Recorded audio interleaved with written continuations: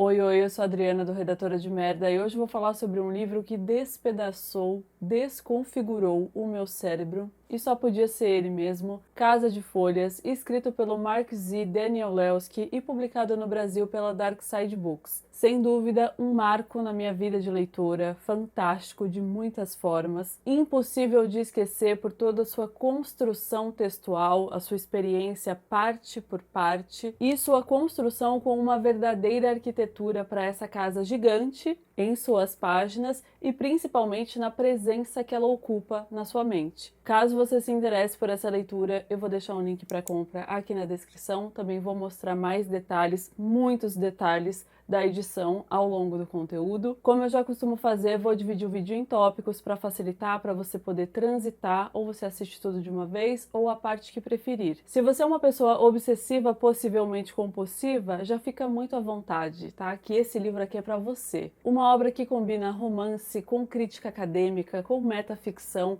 além de uma exploração profunda da mente humana, e tudo isso num livrão de horror. Casa de Folhas é um baita de um livro de horror que vai te dar muita pancada de desgraçamento mental também. O livro, como vocês devem aí já imaginar, é uma experiência tanto literária quanto sensorial, exige além de uma leitura tradicional, uma certa imersão, como o próprio título, que é muito genial, já evoca, Casa de Folhas. São muitas folhas aqui, literalmente e simbolicamente, com todas as camadas de histórias que ele abarca. E assim, muitas folhas é uma academia, tá? Vou deixar ele aqui.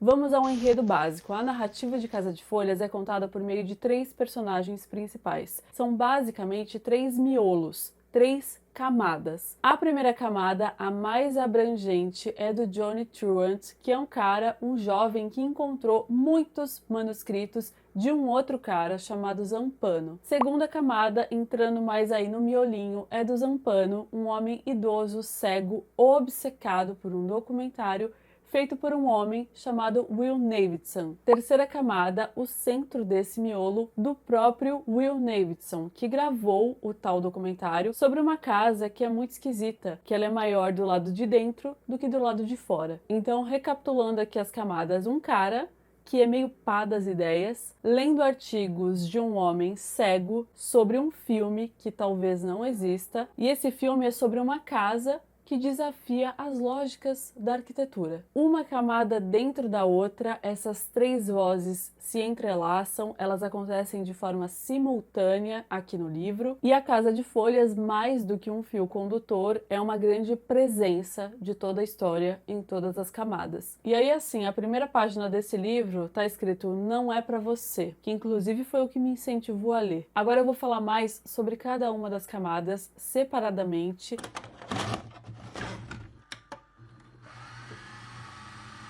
Johnny Truant é um aprendiz de tatuador num estúdio em Los Angeles e ele tem uma vida assim meio agitada, meio conturbada, sabe? Um rapaz dos perigos noturnos, várias e várias questões, e ele estava procurando um apartamento para mudar. E um amigo dele indica o do vizinho dele, que era um senhor que morava lá e faleceu e agora tá vago. E ele vai. Esse senhor não tinha parentes nem nada, então todas as coisas dele vão para doação. Então as pessoas vão lá para conferir e tal, e o Johnny vai junto para fuxicar ali todas as coisas. E o que ele mais encontra é tralha. É assim, um monte de tralha de papel, documentos, escritos, muitos papéis compulsivamente escritos, assim, muitos recortes pequenos que o cara aproveitava cada espacinho para escrever. O Johnny fica muito curioso e leva tudo para casa, como uma pessoa maníaca faria. Se isso acontece comigo, gente, vocês podem me esquecer para sempre. Ele já estava curioso e ele fica ainda mais quando ele descobre que o cara que escreveu tudo aquilo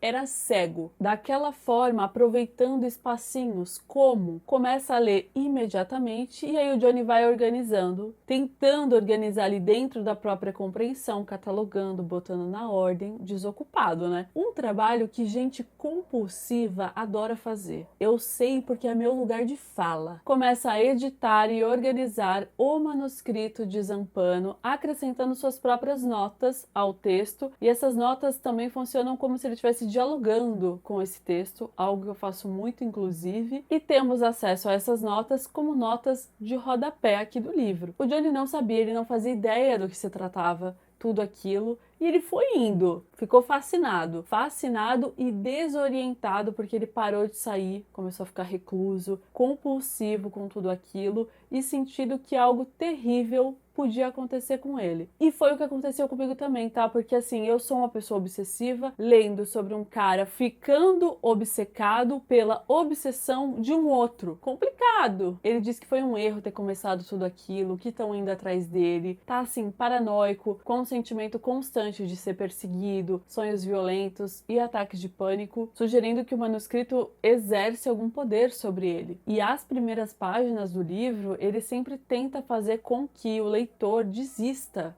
da leitura. Sabe, é melhor você não ler. Já aproveita e dá uma paradinha aí. Primeira linha, não é pra você. Tá, mas o que são esses escritos, afinal de contas? Os escritos, de autoria do Zampano, que é um idoso cego, são um trabalho acadêmico sobre um filme, um documentário intitulado O Registro Navidson. Filme esse que dá a entender que é super importante, culturalmente falando, que tem estudos em cima, e parece que o Zampano ele estava construindo algo que seria uma grande e completa análise, sabe? Uma análise definitiva, com muitas fontes de embasamento. Beleza, ótimo.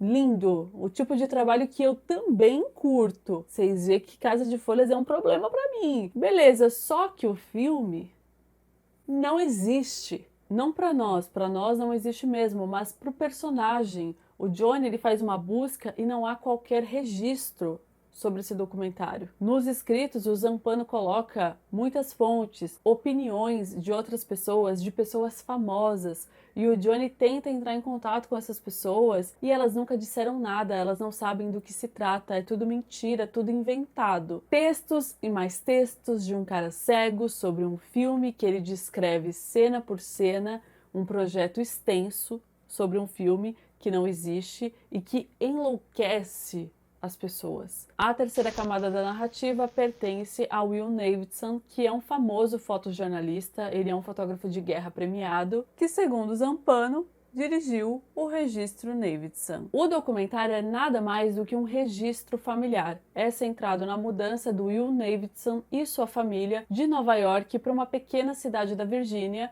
nessa casa em Ashtree Lane. Will, sua esposa Karen e seus dois filhos, Chad e Daisy, então se mudam assim com a intenção de novos ares, vida nova, mais tranquila. Só que o que acontece? O cara é pilhado, ele não relaxa, ele arruma trabalho até quando a proposta é ficar de boa, coisa que eu também entendo. Eu vou processar esse autor. O que ele decide fazer? Documentar a mudança e toda a adaptação. Então ele tem uma câmera, a esposa tem outra câmera, ele espalha, instala várias câmeras pela casa, uma coisa assim bem atividade paranormal. E qual que é a ideia dele? Qual que é a intenção? Fazer um diário mesmo, conversar com a câmera, expor ali emoções, dialogar com essas câmeras. O que ele decidiu fazer? Ele decidiu ser um criador de conteúdo, um vlogão aqui da família Davidson. E isso é muito comum, né, no YouTube, esse tipo de documentação. Tá, tudo beleza, então assim, até um dia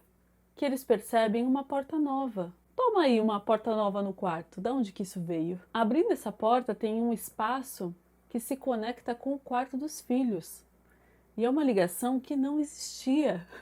Gente, se isso acontece comigo, juro, nossa, nem sei. Vai se criando um clima terrível. Aproveita que tá filmando aqui. Vai percebendo que o interior da casa é maior do que o exterior. Isso, óbvio, que gera uma obsessão, uma investigação pra ficar medindo e tudo mais. Ele chama um amigo, ele chama um irmão, que é um irmão gêmeo, que fazia muito tempo, muitos anos que ele não tinha contato. E esse irmão trabalha com construção, trabalha com engenharia, então ó, vem pra cá, pede ajuda com equipamentos profissionais para descobrir, para tentar entender o que tá rolando, já que as dimensões elas não batem. Até aí, tudo bem, tudo mal, né? Mas até o momento que aparece uma nova porta, num lugar que não teria como ter uma porta. Abrindo essa porta, existe um corredor enorme, assim, de uma profundidade impossível, sem luz, não faz qualquer sentido e todas as ramificações, literalmente, do livro se dão a partir disso, já que esse corredor ele tem outras portas, outras passagens, tudo é um grande labirinto. Tem uma escada que que desce e é uma escadinha em espiral e que não dá para enxergar o fim dela.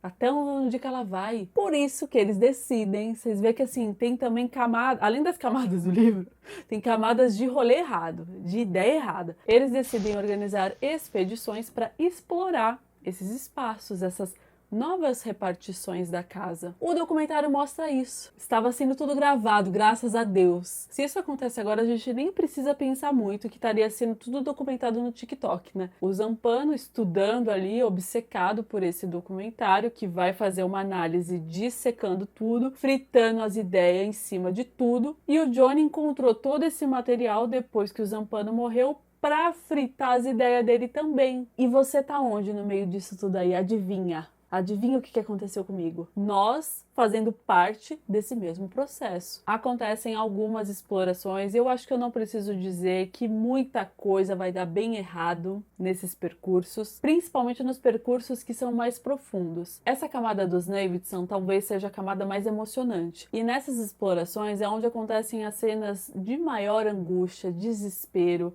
cenas assustadoras, muitas cenas gráficas também, e tá tudo documentado, então a gente tem acesso detalhado a tudo o que acontece, da galera se perder, se separar, precisar organizar missões de resgate, entre muitas outras coisas, um aumento de perturbação pelo ambiente claustrofóbico e pelas distorções espaciais que vão acontecendo, é tudo muito propício para dar uma enlouquecida e também para acreditar que a casa é habitada por uma presença maligna invisível. Tem lugares que são muito frios, que não tem qualquer tipo de entrada de luz. Acho importante dizer que ao mesmo tempo que tudo parece desafiar as leis da física e da lógica, há uma grande tentativa de explicar todas essas coisas. Os próprios personagens tentam encontrar explicações lógicas para os eventos bizarros. Por exemplo, aqui a gente tem, inclusive, uma citação do Albert Einstein quando as proposições matemáticas se referem à realidade não estão corretas. Quando estão corretas, não se referem à realidade. E aqui a gente tem, por exemplo, uma explicação científica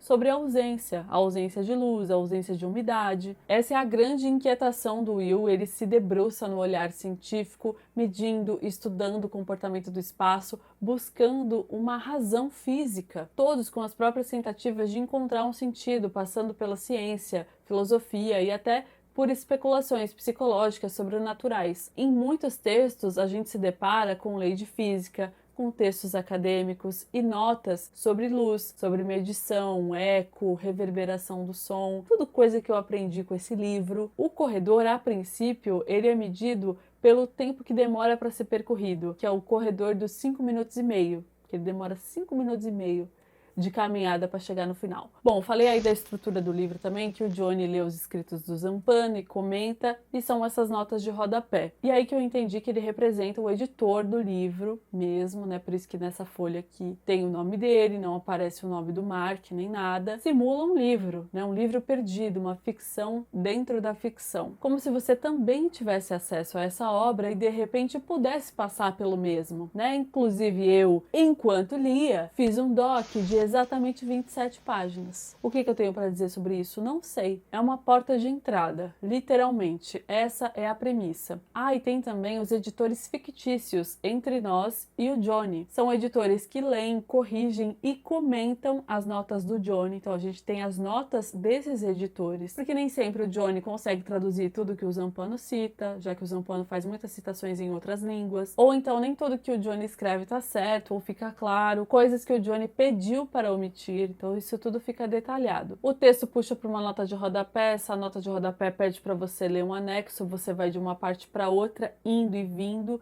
É um grande hipertexto, eu como blogueira achei um tesão. Daí, paralelamente à sua leitura e comentários sobre o manuscrito do Zampano, o Johnny revela detalhes de sua vida pessoal. Nessas notas ele escreve também causos de sua vida, encontros sexuais, com mulheres, muitas mulheres, detalhes, muitos detalhes. Tem notas do Johnny que são muito prolixas, que são muito chatas também, que você fala, tá bom, mas vou defender o Johnny aqui. Ele é um personagem sendo construído. Tudo sempre tem uma razão, um motivo para ser colocado. Você acha que num livro desse não foi tudo calculado por algum motivo? Inclusive, essa construção para minha teoria sobre o final faz muito sentido. Enfim, também incluindo suas memórias de infância e de sua mãe, Pela Fina, que foi internada em uma instituição psiquiátrica quando Johnny ainda era criança. Enquanto era viva, a Pela Fina, a mãe, escreveu muitas e muitas cartas para o Johnny depois que o pai dele morreu. Estão todas incluídas aqui no apêndice do livro e revelam aspectos de sua história familiar. Nesse apêndice dele tem poemas, tem fotografias, desenhos, tem o obituário do pai e todas as cartas da mãe. É um livro todo com muitos códigos e nessas cartas da mãe, em alguns momentos, ela escreve em códigos também, lembrando que a gente não tem muita certeza das condições psicológicas dela enquanto paciente, o quanto dá pra confiar no que ela diz e o tom às vezes até muda. Então assim, cara, é uma fritação. Assim como o Johnny, o Zampano também tem um apêndice dedicado.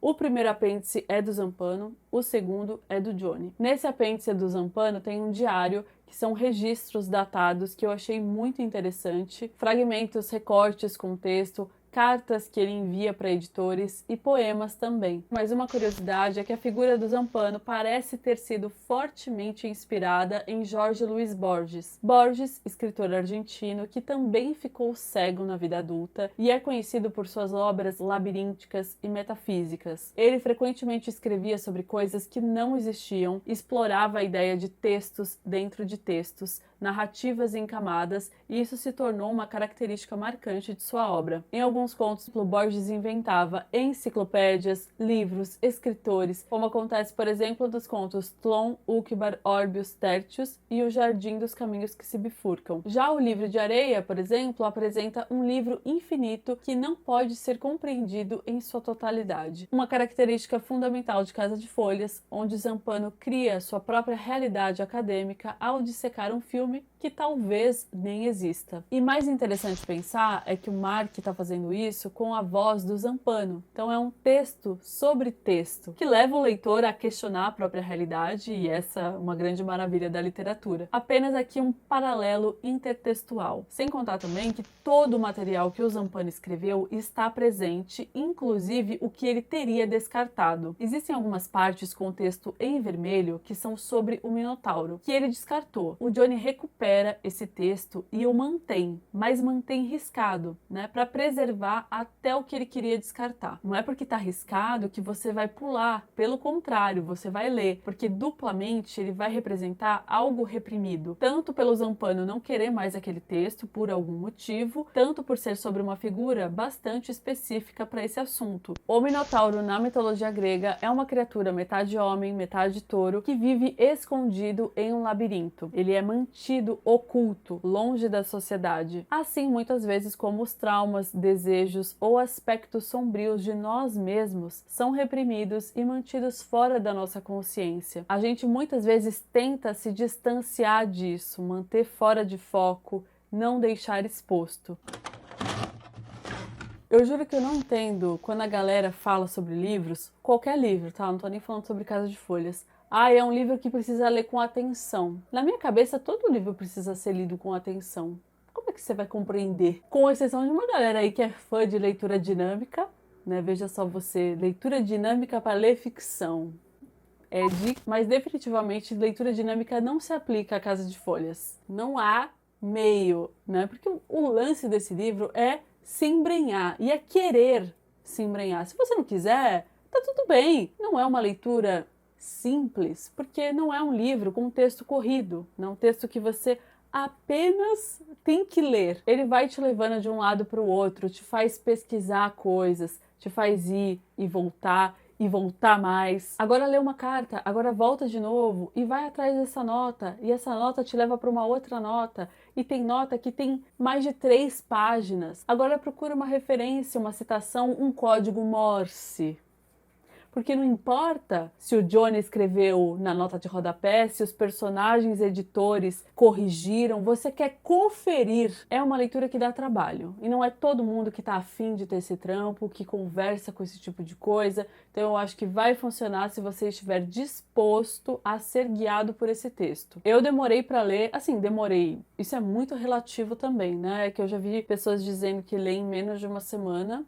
E isso é muito impressionante pra mim. Eu demorei acho que quase 2 meses. Eu, infelizmente, não conseguia pegar todos os dias pra ler, porque eu não iria querer ler esse livro picado, sabe? Eu queria pegar em dias que eu poderia ter 3, 4 horas pra me debruçar, porque pra mim funciona melhor assim. Eu não sabia, mas esse tipo de estrutura tem um nome aí, literatura ergódica, que faz com que o leitor precise interagir com o texto. Eu vou deixar um artigo, um post aqui sobre isso, caso te interesse, na descrição. Como tudo, todas as vozes são visualmente demarcadas no texto, eu acredito que dê para ler Casa de Folhas de formas diferentes, assim, por partes. De repente você lê tudo da primeira camada, depois você lê tudo da segunda camada e da terceira, depois os apêndices. Eu li tudo de uma vez, página por página, o que o livro mandava eu obedecia, que é o jeito normal, né? No caso aqui não tão normal, porém é o mais caótico. Caótico do jeito que a gente gosta. Existem partes da diagramação que ela se torna, que ela se espelha como intervenção do que está acontecendo na casa. O texto, ele vai causar essa sensação. Um cômodo diminuindo ou aumentando, ficando escuro, a casa se transformando e você sentindo isso junto. Tá ali, de repente, numa situação de extremo vazio, são poucas palavras por página. Esse quadrado aqui é um momento em que um buraco é aberto na parede. Então a gente tem esse recorte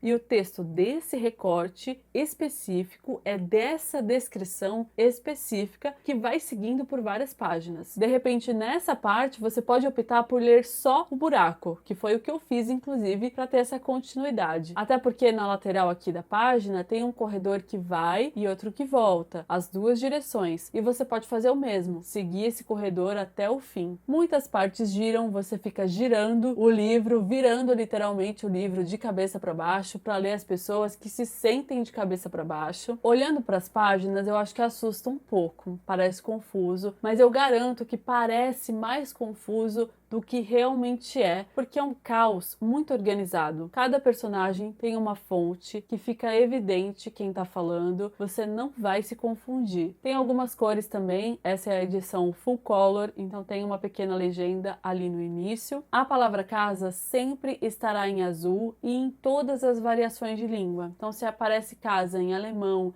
inglês, francês, sempre vai estar em azul. E todas as variações da raiz casa também. Então se tiver casamento, o casa estará em azul. Casal, acasalar e por aí vai. Em vermelho a gente tem tudo referente ao Minotauro, como eu disse anteriormente. E também existe a cor roxa, que ela é muito específica. O livro em si serve como labirinto. O livro é a casa, né? Uma casa de folhas. O fato do casa, do título aqui da capa, também estar em azul, tudo começa aqui. Não posso deixar de mencionar todo o trabalho absurdo por trás desse livro. O livro original mesmo demorou 10 anos para ser concluído, toda a sua elaboração, sendo 5 deles focados na parte editorial, muito minucioso, toda a construção gráfica, textual, a diagramação, tem um índice remissivo também, e é um índice muito abrangente, com palavras até que são comuns, tipo tudo, sem. Então imagina ali o cuidado para colocar as páginas exatas onde palavras como essas aparecem. A tradução para o português é do Adriano Scandolara, e assim,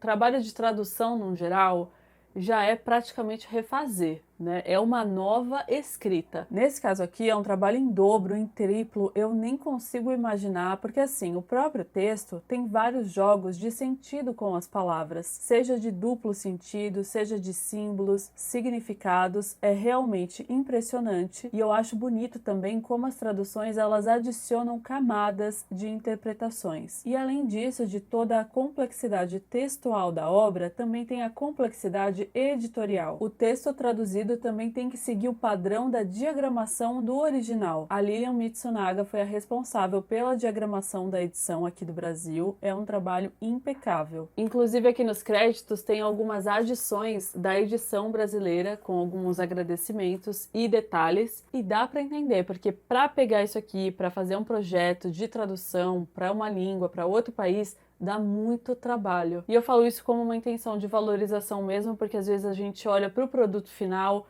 olha como objeto, tem muitas etapas por trás. Um primor, é uma edição de muita qualidade em todos os seus aspectos. O Daniel Lelski, gente, eu tenho uma dificuldade de falar esse nome, que não está escrito. O Mark é um escritor estadunidense. E uma curiosidade é que Casa de Folhas ganhou notoriedade inicialmente como uma espécie de manuscrito underground, sendo compartilhado ali na web de forma independente entre círculos pequenos de leitores antes de ser oficialmente publicado no ano 2000.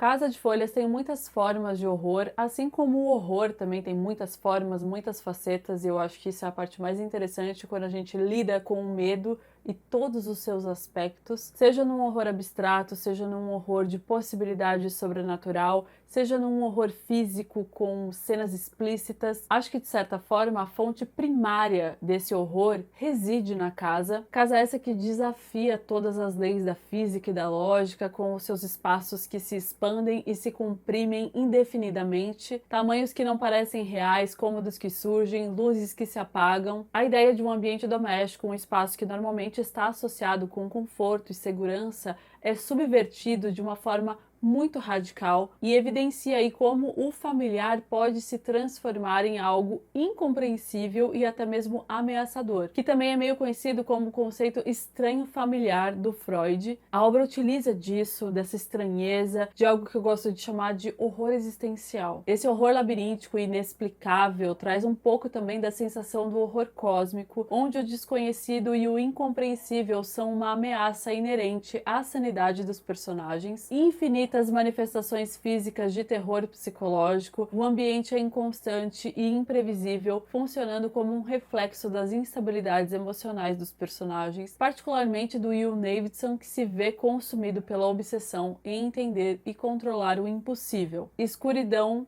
vazio e desamparo, mundos interiores, monstros que se moldam. Tem um trecho aqui que é logo o início do Johnny, é antes do livro começar, porque as páginas ainda estão em numerais romanos. Sabe, a ironia é que não faz a menor diferença se o documentário no cerne desse livro é ficção ou não. Zampano sabia desde o começo que o que é ou não real não importa aqui. As consequências são as mesmas. Esse tópico aqui vai ser sobre o final, mas eu não sei muito como falar sobre o final, eu não sei o que falar sobre o final, porque ele não é um final com respostas fáceis. Eu acho que não dá nem para dizer que ele tenha respostas escancaradas. De forma geral, isso até fora de Casa de Folhas, tudo que envolve mistério ramifica em possibilidades. Nisso, eu gosto muito de pensar no que as pessoas fazem para encontrar respostas, né? O que as pessoas fazem quando elas se deparam com algum problema que não tem resposta